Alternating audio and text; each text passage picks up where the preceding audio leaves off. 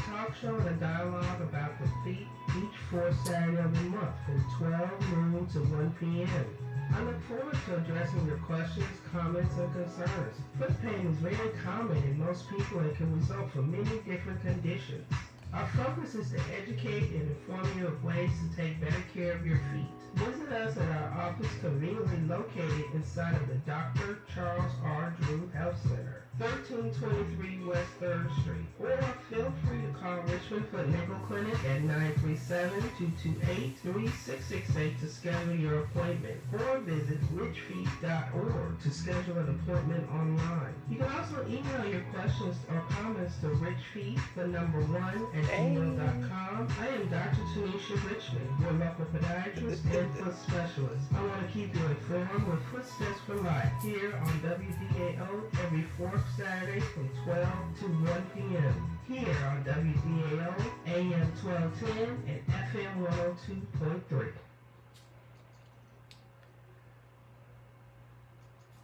And it's a beautiful Saturday. It is the fourth Saturday of the month. It's hard to believe that. And of course, you know what today is.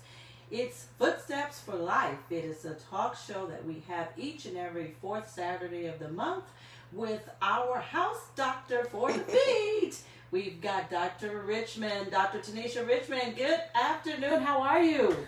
Bueno, mucho bueno. Oh, she's teaching us today first. Bueno, mucho bueno. What did I just say? Very good. Very good. Very good. Well, first we want to let the listening audience know today is going to be a unique Footsteps for Life show because we've got so much information to share today. We've got to talk about your trip to Cuba and what's going on with the feet, and there's so much information and details that you have to share. In hopes today, we hope, folks, that you will get educated and inspired to be intentional about taking care of your feet.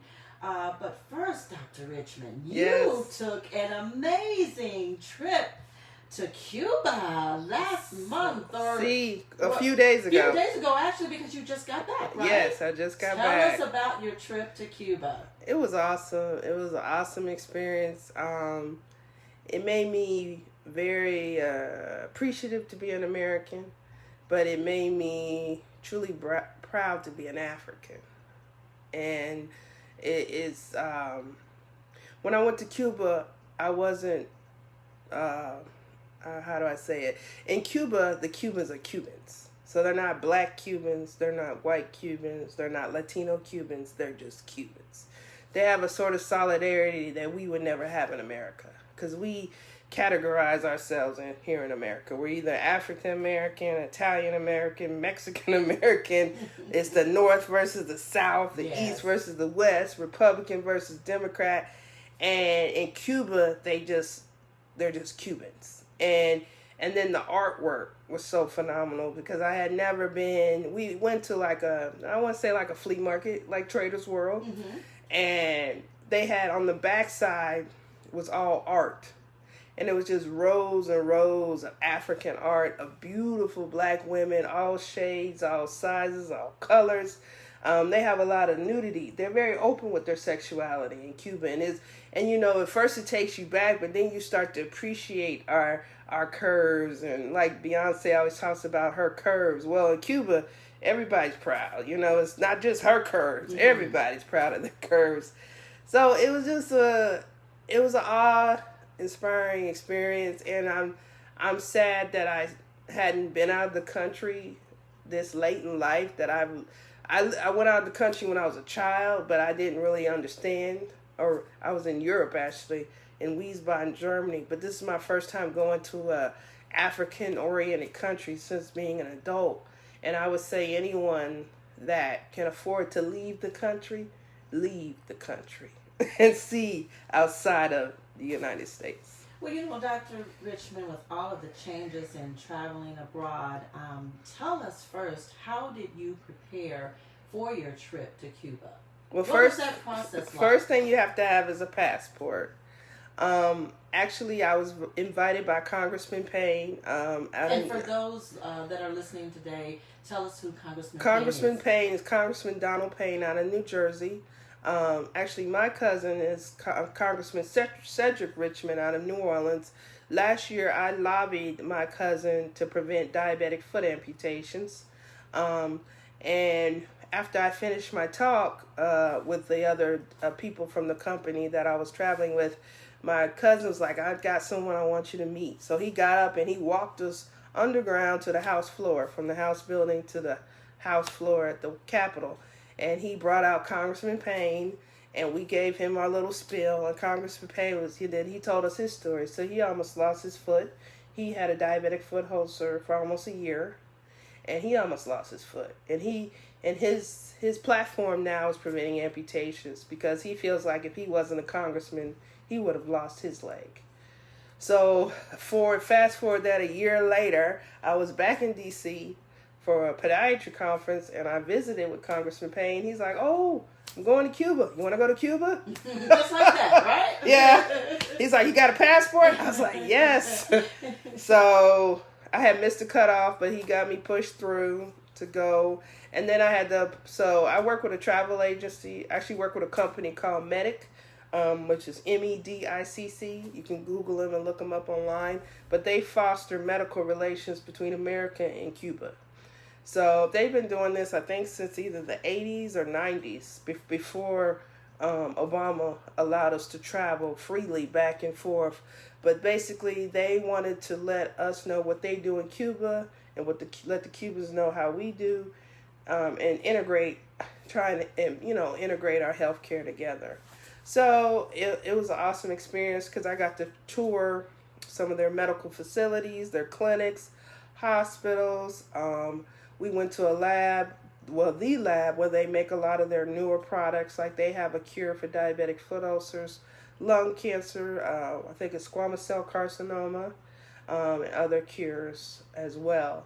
And then we also they have medical tourism. So people travel from all over the world and come to Cuba to be treated by the Cubans. Wow. So preparing for that process, once you went through, of course, you have a passport and the clearance check. Yeah, I had to submit my resume, all my information. I'm assuming they did a background check. Then I had to, the travel agency did it for me, but I had to apply for a visa from Cuba. So I got a Cuban passport, FedEx to me, and I had to carry that as well as my passport with me. We had to go through a special way through the airport to go through, and then when you landed, you went through their customs and security, and then when we flew back, we went back through through their security. Then we came back into America through customs, went outside the airport, came back in through TSA, got checked again, and then we were back on American soil. So pretty tedious process then. It was, I think the most stressful part was leaving Cuba, because we saw some people that couldn't get out. I don't know why, but I was just happy to go. So once you got that clearance, you said, I'm going back to America. Yeah, right? I had been off. The Wi-Fi is pretty spotty there. Mm-hmm. We really only had Wi-Fi at our hotel, and we weren't there most of the time. Like, we would eat breakfast, and then we were gone the whole day, because they had us on a schedule. And then we would come back, maybe sit down for 30 minutes, then we go eat dinner. By that time, it was 9, 10 o'clock at night. And, we thought we was going to turn up, but we was tired. And time to get some rest. Yeah, so we would, maybe go we went to another hotel that was, on the water. So we sat and had mojitos and looked out at the water, looked at the other people dancing, and came back and went to bed, because we had we were on schedule from 9 to 3 o'clock every day, and then after that we would go to dinner together, and then the younger people in the group would try and do something together. So during this travel, or while you were traveling, you all were very fortunate to have a tour guide. So tell us about the tour guide. And you also traveled with other doctors as well, correct? Yeah, so actually we were part of Congressman Payne. This was actually his trip. He planned because he wanted to learn more about their health care and especially their treatment for diabetic foot ulcers. So we traveled with translators, tour guides. We had transportation. Luckily, we had an air-conditioned bus because it was very hot there. It was in the 80s plus 100% humidity. Did it remain in the 80s for Oh, the most yes. part? Oh, yes, yes. I mean, it dropped at night, but, as soon as the sun came up, you got a little reprieve, but by 10, 11 o'clock, it was hot again. So at first, we were dressing all conservative, wearing jackets and stuff, and we started dressing like them real quick. Just really thin. They wear a lot of linen, when they're dressed up, it's a nice thin shirt, and they wear, like the men wear their Cuban shirts, the Cuban style shirts and linen slacks. And towards the end, I was finding whatever I could find that was thin as and possible. So when you say whatever I could find, tell us about your shopping experience there, the stores you went to. Well, we went to the rum store. That was awesome. So we went to an official government sanctioned store where we bought rum and Cuban cigars, and they had a rum tasting, so that was fun. So we got to try different types of rum. I think we could only take 1.5 liters of rum out of Cuba in our luggage, but we could carry it on. But then once you got into America, you got to put it back in your luggage because of, our water issue. Absolutely. And then you could buy unlimited cigars, but I think the Cubano, the pristine cigars, they are almost like $10 a piece. So I got the less pristine cigars, but I bought maybe 20 of them, 20 cigars back. But yeah, they're very expensive. But you have people on the street trying to sell you cigars, and they told us not to because they might sell us banana leaves. Oh, wow. So tell us about some of the cost in Cuba versus America. So the Cuban currency is the CUC. So $1 is 0.88 cent to the Cuban CUC. Our dollar is worth less than their money. The Cuban money is Canadian money is worth more. All other currencies worth more than our money. And that's because of our relations with Cuba. We're not completely, I guess equal with Cuba yet because they have not lifted the trade embargo yet with Cuba. They allow us to travel into Cuba. It's the easiest way to come in on a cruise. So I think you just have to have a passport. They dock. Some people may stay a day or two, or they may stay a couple hours, and they just take them to the touristy spots and let them see different things, and then they get back on the boat. To come in by visa, I think you have to go through the State Department. There's 12 different reasons. Like, you can't say you're just going as a tourist. Like, you can say you're going to support the economy, or you're going to learn about their culture. Like we did was a peer-to-peer because it was physician to physician. So it's reasons, but you just got to figure out the way to do it to get into Cuba. Gotcha. So your first day there, tell us what that looked like. Your first day when you hit the land there in Cuba, what was that day like? Scary, unnerving. When I landed, they met us. They had our little sign like you see on there. You get off the airport. We had someone. There was a guy there that helped me get my luggage off, and someone picked me up. And it was an older kind of car, no air. I did dress light. I had on a t-shirt and jeans, but I was coming from Ohio. If I had known better, I would have switched on the plane into shorts because it was really hot. Their clothes. I would say they're just more in touch with their sensuality and sexuality. Their clothes are very tight, very fitted clothes. But overall, they are very tiny people. There's hardly no obesity. I saw 2 overweight people the entire time I was in Cuba. And I would say overweight, they might have been at 18, 20. Okay. And that was big. There was no overweight children. You did see some kids with earbuds. they were on cell phones, some kids, but you didn't see cell phones like you saw here, where everyone's looking down, because their Wi-Fi is not like our Wi-Fi. They have hotspots, but it's not like everyone has Wi-Fi. So you do not see as many people on their phones as you do in America? No. Okay. No.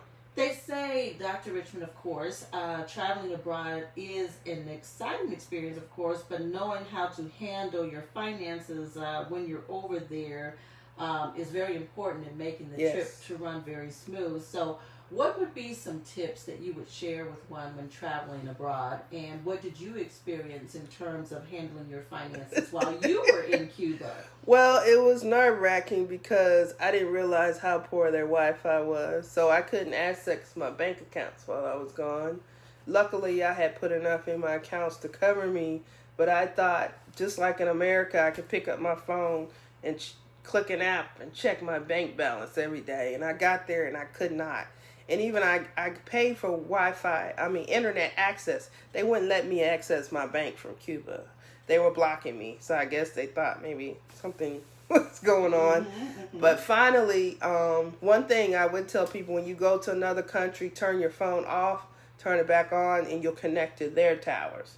Because I was on Sprint, and for the longest, I was getting nothing. And everyone was getting texts and tweets, and I was, stressed out. As soon as I turned my phone on and off, I connected to Sprint. But I haven't got my phone bill yet, but I hear it's going to be bad because it was like, I think you pay 50 cents a text to $2.35 a minute. But I use a WhatsApp, which is an international app that allows you to talk and text but on Wi-Fi, which was free. So I use that mostly. And then I can only use that when I was at the hotel. So that was a problem with my boyfriend. He didn't understand the concept of no Wi-Fi. He thought I could just text and talk whenever I felt like it. It wasn't like America. So I think that's an adjustment. And then as far as cash, you need to make sure you bring in, especially like in Cuba, there's no ATMs, there's no credit card machines. We're strictly cash. There's no checks. So. And did you know that in advance? Yes, okay. But someone told me that I wouldn't have to pay for a wait going back into Cuba. So I bought 2 pieces of luggage, and one piece was just full with medical supplies. And then when I left, it was full of stuff I bought. I went overweight, and luckily one of my friends had extra money. But I had money, but I didn't have physical money. I couldn't go to the ATM. I couldn't. So that's something to make sure you always carry. A couple hundred liquid cash on you at all times. And then my other friend suggested carry it separate on you. So cash, like a woman, probably in your bra, your sock, and then your credit cards may be in your purse. So if you get separated from your money, you'll always have something on you. And then, of course, when you're out of the country, you always need to carry your passport on you in case you get separated from the group, because we look just like they do in Cuba. The only way you can tell is you start talking. And Cubans, most of them don't speak English. So you'll start talking, and they're just looking at you, and then they start talking back to you in Spanish, and you're realizing you're talking to a Cuban, and then they realize they're talking to an American. Right. But we look exactly the same.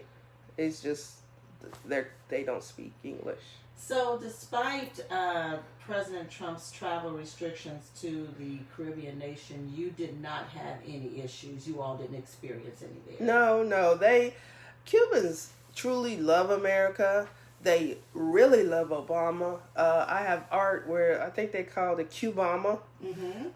Because, he opened up he was the first president to allow us to travel freely. And that truly helped the Cuban people. I don't want to get into the ideology of their politics, but me personally, it's just about helping them as people. They have a lot of, like they told me how, like sometimes they'll wake up and there's no toothpaste, there's no toilet paper, there's no sanitary napkins, there's no towels, because the trade embargo. Now they trade with other countries, but they don't trade with us. So, they're suffering because of politics. And then our economy could benefit from trading with them, if the president truly did the math, he could do quite well if he would put up some hotels in Cuba. Because there's so many Americans, and I didn't realize it actually until I did a little research when I found out you were going. There are so many Americans that travel to Cuba. Oh, yeah. Well, overall, I actually, when we were in Cuba, they asked us to try to create more, get more groups to come back to Cuba. And I just started contacting all my doctor friends and medical friends, and every person I have talked to so far wants to go back. And we're already planning, I'm talking with the people about planning another trip to go back in May of next year. And we're planning to go back before it gets too hot. So, but no one that I've talked to, however, they were all African American, said they wanted to go to Cuba. They all were like, oh, I've been wanting to go. I've been thinking about going, and this would be great. I want to go. Let me know. I love to go to Cuba. So we're talking, of course, today, Footsteps for Life. For those of you that are tuning in, we're talking with Dr. Tanisha Richmond from Richmond Foot and Ankle Clinic today. You're listening to Footsteps for Life, and today we're not going to take any calls because we want you to be able, Dr. Richmond, to share all of your wealth of information and knowledge that you attained when you've only been back a few days from your trip to Cuba. So we're going to take a short break, and when we come back, we want you to share with us some of the medical discoveries that were made while you were in Cuba. So we'll be back at